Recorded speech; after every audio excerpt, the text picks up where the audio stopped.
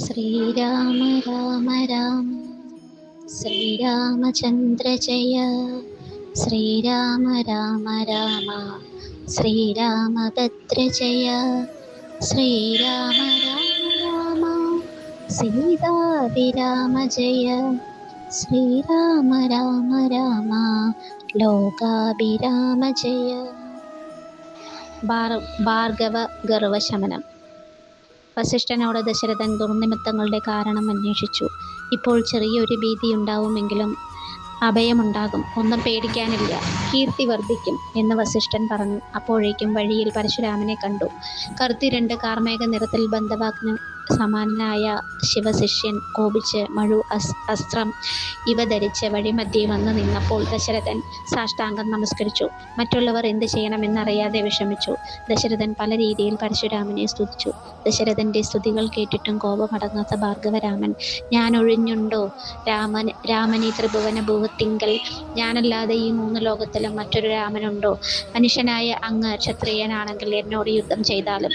വില്ലിൽ നിനക്ക് നല്ല സാമർഥ്യമുണ്ടല്ലോ. നീയാണല്ലേ ശൈവചാപം ഒടിച്ചത്. എന്നാൽ ശക്തമായ വൈഷ്ണവചാപം എൻ്റെ കൈവശമുണ്ട്. ക്ഷത്രിയനാണെങ്കിൽ നീ അതൊന്ന് പ്രയോഗിക്കൂ. ഞാൻ നിന്നോട് യുദ്ധം ചെയ്യാം. അല്ലെങ്കിൽ ഞാൻ നിങ്ങളെ എല്ലാം കൂട്ടത്തോടെ വധിക്കും. ഞാൻ ക്ഷത്രിയ കുലാന്തകനാണെന്ന് നിനക്കറിയാലോ. നാം തമ്മിൽ ശത്രുത മുമ്പേ ഉള്ളതാണെന്ന് നിനക്കറിയാമല്ലോ. പരശുരാമൻ ഇത്രയും പറഞ്ഞപ്പോഴേക്കും ഭൂമിയും പർവ്വതങ്ങളും ചെറുതായൊന്ന് വിറച്ചു. എങ്ങും ഇരുൾ നിറഞ്ഞു. സമുദ്രജലം കലങ്ങി. ദേവന്മാരും മുനികളും എന്താണ് സംഭവിക്കാൻ പോകുന്നത് എന്ന് അറിയാതെ വ്യാകുലരായി. ശ്രീരാമൻ ശാന്തനായി കോപാകുലനായ പരശുരാമനോട് പറഞ്ഞു, അങ്ങയെപ്പോലുള്ള മഹാത്മാക്കൾ കുട്ടികളോട് ഇങ്ങനെയൊക്കെ പെരുമാറിയാൽ അവർക്ക് ആരാണ് അഭയം? ആശ്രമധർമ്മവും കുലധർമ്മവും പിന്നെ എങ്ങനെ പാലിക്കാനാവും? ഞാൻ ക്ഷത്രിയ കുലത്തിനാണ് ജനിച്ചതെങ്കിലും അസ്ത്രപ്രയോഗത്തിൽ സാമർഥ്യമൊന്നുമില്ല. ശത്രുവെന്നോ മിത്രമെന്നോ ഉദാസീനനെന്നോ ഉള്ള ഭാവം എനിക്കില്ല. ശത്രു സംഹാരത്തിലുള്ള ശക്തിയുമില്ല. അങ്ങയുടെ ചിന്തയെ മറികടക്കാൻ ശിവന് പോലും കഴിയുകയില്ല. വില്ല് ഇങ്ങ് തന്നോളൂ, ഞാൻ കൊണ്ടുവച്ച് നോക്കാം.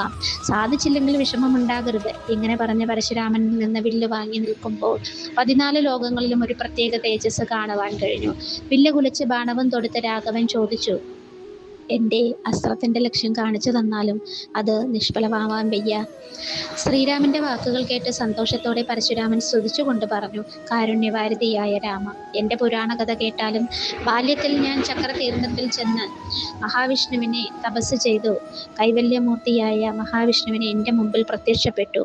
ഞാൻ നിന്നിൽ സന്തുഷ്ടനാണെന്ന് എന്നെ സേവിച്ചതിൻ്റെ ഫലം ലഭിച്ചു. എൻ്റെ തേജസ് അങ്ങയിലുണ്ടെന്ന് അറിഞ്ഞാലും അങ്ങേക്ക് ചെയ്യേണ്ടതായി ധാരാളം കാര്യങ്ങളുണ്ട്. അങ്ങയുടെ പിതാവിനെ വധിച്ച എൻ്റെ കലാംശമായ കർത്തവ്യ വീരാർജുനനെ കൊല്ലണം. ധനുർവേദത്തിൽ അവന് വലിയ സാമർഥ്യമുണ്ട്. ദുഷ്ടന്മാരായ ക്ഷത്രിയ വംശത്തെ 21 പ്രാവശ്യം യുദ്ധം ചെയ്ത് നശിപ്പിച്ച് ഭൂമി കശ്യപന് ദാനം ചെയ്യണം. പിന്നീട് ശാന്തിയോടെ തപസ് ചെയ്താലും ത്രേതായുഗത്തിൽ ദശരഥപുത്രനായി ഞാൻ അവതരിക്കും. അന്ന് നേരിൽ കാണുമ്പോൾ എൻ്റെ തേജസ് രാവണിൽ പകർന്നാലും അതിനുശേഷം ലോകാവസാനം വരെ എന്നെ ധ്യാനിച്ച് തപസ് ചെയ്താലും. ഇത്രയും പറഞ്ഞ് വിഷ്ണു അപ്രത്യക്ഷനായി. മഹാവിഷ്ണു കൽപ്പിച്ചതെല്ലാം ഞാൻ ചെയ്തു. അദ്ദേഹം തന്നെ ദശരഥപുത്രനായി അവതരിച്ചതാണല്ലോ. അങ്ങ് എന്നിലുള്ള വൈഷ്ണവ തേജസ് അങ്ങയിലേക്ക് പകരാനാണ് ഞാൻ വൈഷ്ണവശാപം തന്നത്. ബ്രഹ്മാദിദേവന്മാരുടെ ആവശ്യങ്ങൾ മായാബലം കൊണ്ട് അങ്ങ് നടപ്പാക്കണം. മുമ്പ് ഞാൻ ചെയ്ത തപസ്സിൻ്റെ ഫലമെല്ലാം എനിക്ക് ലഭിച്ചു. എൻ്റെ ജന്മം സഫലമായി. ബ്രഹ്മൻ മുഖ്യന്മാർക്ക് പോലും ദർശിക്കാൻ കഴിയാത്ത മുഖം ഇന്നെനിക്ക് ദർശിക്കുവാൻ കഴിഞ്ഞല്ലോ. ഞാൻ കൃതാർത്ഥനായി. ഭഗവാന്റെ രൂപം എന്നിൽ എപ്പോഴും ഉണ്ടാവണം. ജനന മരണാദികൾ അങ്ങേക്കില്ലല്ലോ. അങ്ങ് പരിപൂർണനാണല്ലോ. തീയിൽ പുകയും വെള്ളത്തിൽ കുമിള പോലെയും. അങ്ങയുടെ മായാവൈഭവം അത്ഭുതം തന്നെ. ലോകം മായയിൽ മുഴുകിയിരിക്കുന്നിടത്തോളം കാലം അങ്ങയെ മനസ്സിലാക്കാൻ കഴിയില്ല.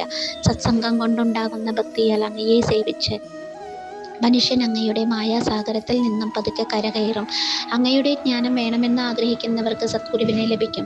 അങ്ങയുടെ അനുഗ്രഹത്താൽ അവർക്ക് ദിവ്യജ്ഞാനം ഉണ്ടാകും. അപ്പോൾ അവർ കർമ്മബന്ധങ്ങളിൽ നിന്ന് മുക്തരായി ചിൽസ്വരൂപമായി തീരും. ജ്ഞാനത്തിൽ നിന്നുണ്ടാകുന്ന മോക്ഷപ്രാപ്തി അങ്ങയുടെ ഭക്തന്മാർക്കല്ലാത്തവർക്ക് കോടികൽപ്പാന്തങ്ങൾ പരിശ്രമിച്ചാലും സാധിക്കുകയില്ല. എൻ്റെ അറിവില്ലായ്മ നീക്കി എന്നിൽ ബോധമുണ്ടാക്കണം. അങ്ങയുടെ തൃപ്പാദങ്ങളിൽ എനിക്ക് സദാ ഭക്തി ഉണ്ടാകണം. ശ്രീരാമചന്ദ്ര, അങ്ങയുടെ പാദപത്മങ്ങളെ ഞാൻ സദാ സ്മരിക്കുന്നു. സ്വർഗപ്രാപ്തിക്കായി പരശുരാമന്റെ വാക്കുകൾ കേട്ട് ശ്രീരാമൻ സന്തോഷത്തോടെ പറഞ്ഞു, അങ്ങ് മനസ്സിൽ എന്തൊക്കെ ആഗ്രഹിക്കുന്നോ അതെല്ലാം ഞാൻ തന്നിരിക്കുന്നു. സന്തുഷ്ടനായ ഭാർഗവരാമൻ ശ്രീരാമനോട് ആദരവോടെ പറഞ്ഞു, എന്നെ അനുഗ്രഹിക്കുന്നുവെങ്കിൽ അങ്ങയിലും അങ്ങയുടെ പാദസരസന്മാരിലും എനിക്ക് ഭക്തിയുണ്ടാകണം. ഞാൻ ചൊല്ലിയ ഈ സ്തോത്രം ചൊല്ലുന്നവർ തത്വജ്ഞാനികളായി തീരും. മരണസമയത്ത് അങ്ങയുടെ പാദപത്മ മനസ്സിൽ തെളിയണമേ. എല്ലാം അങ്ങനെ സംഭവിക്കും എന്ന രാമവചനം കേട്ട് സന്തുഷ്ടനായ ഭാർഗവരാമൻ ശ്രീരാമനെ പ്രദക്ഷിണം ചെയ്ത് മഹേന്ദ്രപർവ്വതത്തിലേക്ക് യാത്രയായി. സന്തുഷ്ടനായ ദശരഥൻ ശ്രീരാമനെ ആലിംഗനം ചെയ്ത് വസിഷ്ഠനോടും പുത്രന്മാരോടും സേനയോടും കൂടി അയോധ്യയിലെത്തി കീർത്തിയോടെ സുഖമായി വസിച്ചു.